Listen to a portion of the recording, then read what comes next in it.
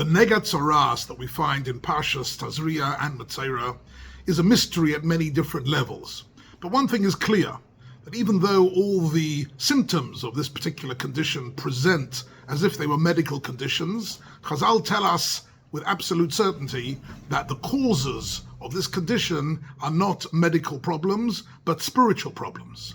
That actually this was a gift from HaKadosh Baruch Hu in some way to instruct Klal Yisrael in biblical times that the body and the neshama were out of sync.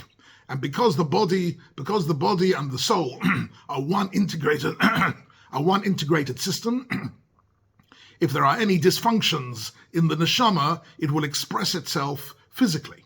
And this was a very particular type of topic, which the Torah gives us in incredible detail, over 100 psukim, telling us in every single detail the discolorations of the skin, of the clothing, of the bricks of your house. All these things could be read by the Kohen, and the Kohen then was able to pronounce whether or not Tzaraas was present, and then had to go through a certain procedure in order to rid oneself of that condition. But there's no question that both the problem and the solution lay in the field of the neshama, of some sort of deficiency in a person's neshama and a person's spiritual life. And I'd like to have a look at this just through the prism of one letter.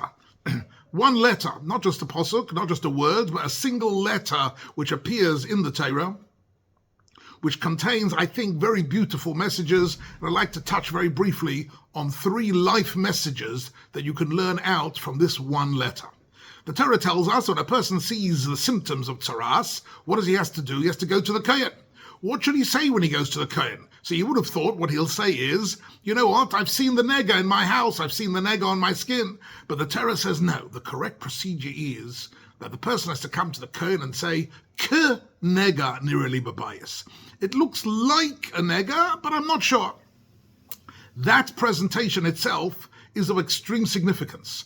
And in fact, there's a Mishnah in chapter 12 of Maseches Negoim, which goes to town on this subject. And it's brought down in the Rambam and Halacha that that's the correct way to present to the Kohen. You don't say nega, you say k nega. What are the deeper issues which lie behind this one letter? And Chazal tell us, hafochbo, the kulobo, everything is contained in the Torah. And these are 3 very important lessons which are contained within this single letter. The first thing is, Rashi brings down in the name of the Mishnah, that actually to speak like that is an exercise in anova. It's an exercise in modesty. Here you are going to the Kohen is the expert, says the Mishnah, even if you are a Talmud Chacham, you're the world expert in Maseches Negoim. You know every detail in the Rishonim and the Rachaim Maseches Negoim, so you know exactly whether this is a nega or not. Nevertheless, when you go to the Kohen, you don't exhibit your knowledge with certainty. You speak with modesty. You say, nega, maybe it's a nega.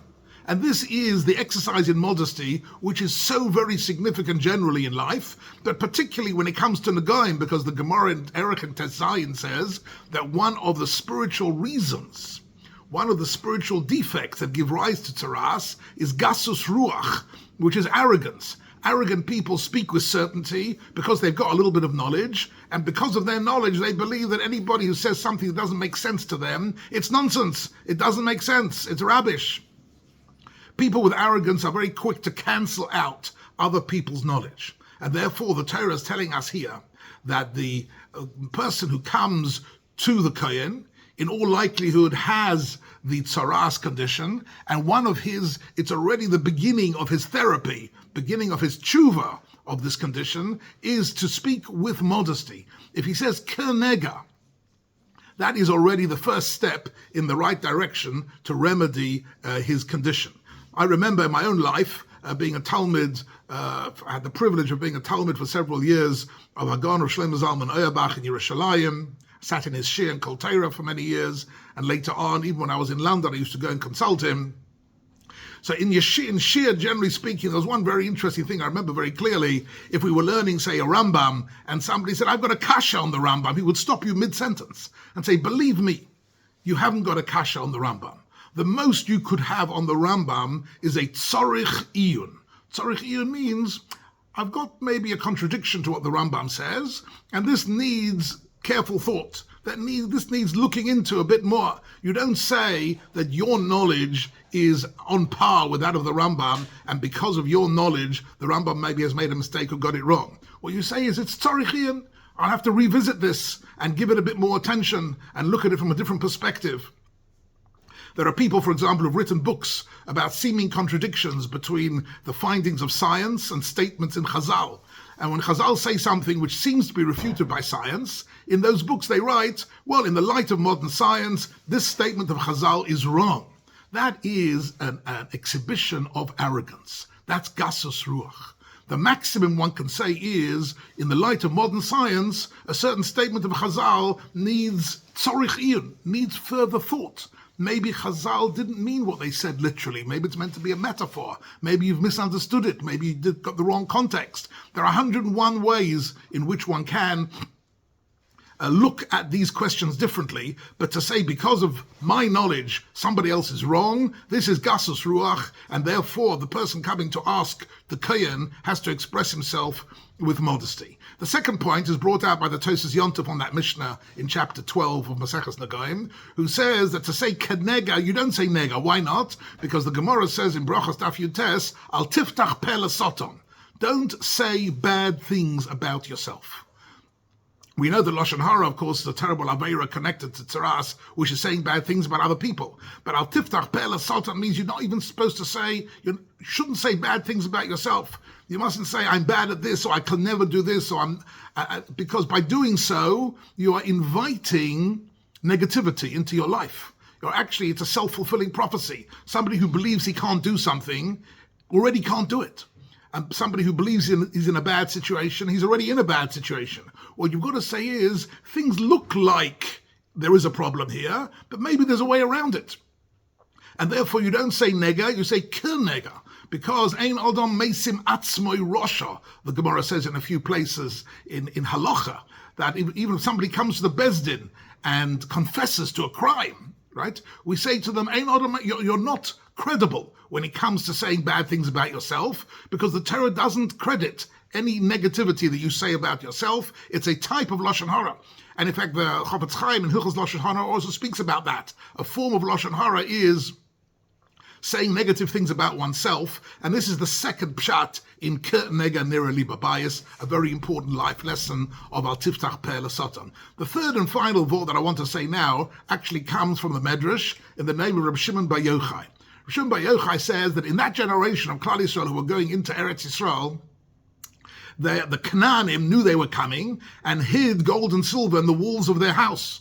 And therefore, when Klal Yisrael came into Eretz Yisrael and they got into a house, Kisavoy Oretz, they saw Nega Tzaraas in the walls, and they thought they brought in the Kohen, and it was Tzaraas. What do you have to do? You have to start dismantling the house. You have to start taking it to pieces, taking the bricks apart.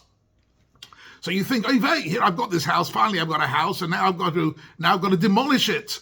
Says Reb Shimon Bar Yochai, as you demolish it, you will find hidden treasure in the house. Apart from the factual issues of that generation of the Canaanim and their customs, there is also here an eternal message of Shimon Bar Yochai. As we know, he was always giving us messages, beremes. On a hidden level, he was saying, whenever you have a situation which seems to ask of you something negative in your life, you have to demolish your house, you should know part of our emunah is that there's a hidden blessing. It's a blessing in disguise. Whatever happens to us, however painful it is, however disastrous it is, at some level, this is a bracha. Because HaKadosh Baruch Hu is Gomel Chasodim Tovim, and he gives us brachas. Sometimes they're heavily disguised. So it seems like it's a disaster. That is the third perush in what kenega means. That when somebody has a nega and has all the signs of the Tzaraas, he comes to the Kohen and says, yes, I know I've got Tzaraas, I know that, but I know that it's nega nirali babais. It looks like a disaster. It isn't really a disaster. At some level, I believe be'emunah shalema that HaKadosh Baruch Hu is tov u'meitiv lakoil, and because of that, this will in fact turn out to be a bracha at some level for somebody, and therefore it's not a nega, it's a nega. So here we have in one letter in the Torah, three most beautiful, profound insights into the truth of the Torah.